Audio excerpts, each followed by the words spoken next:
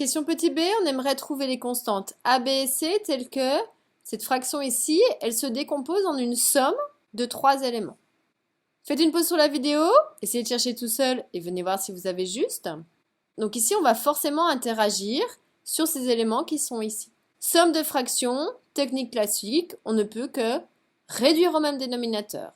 Maintenant, il va falloir trouver quel est le bon dénominateur commun.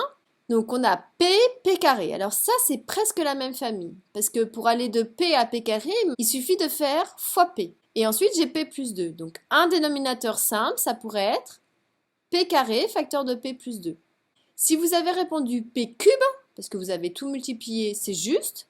Sauf qu'à la fin, vous aurez une étape de simplification à faire en plus. Mais c'est possible. Donc ici, première chose, j'ai p et je dois aller à p carré, facteur de p plus 2. Qu'est-ce qui me manque? De sûr, il me manque p plus 2, mais ce n'est pas suffisant. Puisque j'ai p, je voudrais aller p carré. Donc on va faire encore fois p.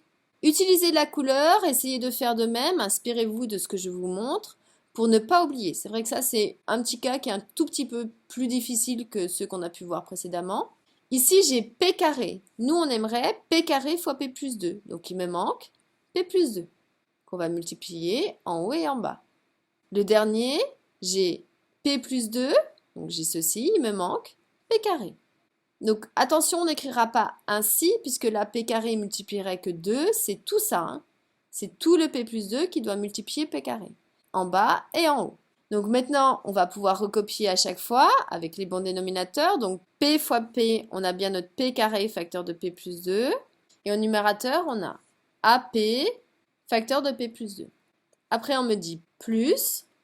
Le dénominateur, donc p carré facteur de p plus 2, j'ai bien toujours mon bon dénominateur. Et au numérateur, on a b facteur de p plus 2. Plus, le petit dernier, on a cp2 sur le dénominateur commun. Donc ici, on pourrait tirer maintenant un grand trait de fraction puisque j'ai bien les 3 mêmes dénominateurs communs. Et donc pour chaque numérateur, on va essayer de simplifier un peu plus. Ici, je pourrais distribuer AP, tout ça, donc AP fois P, AP carré, plus AP fois 2, 2AP.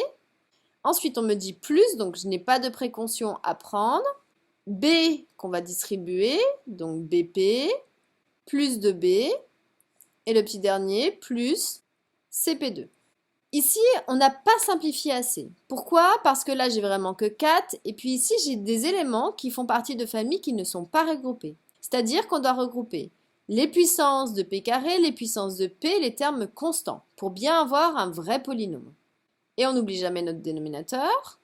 Donc, terme en p carré, on a AP2, CP2, donc on peut mettre p carré en facteur de A, je lis toujours de la gauche vers la droite, plus C. Ensuite, terme en P, on a 2AP, BP, donc on peut mettre encore P en facteur. Prenez bien l'habitude de bien avoir un signe plus devant chacun de vos coefficients. On a 2A plus B, plus le petit dernier, mais le petit dernier, c'est ma constante et elle est toute seule, c'est juste 2B.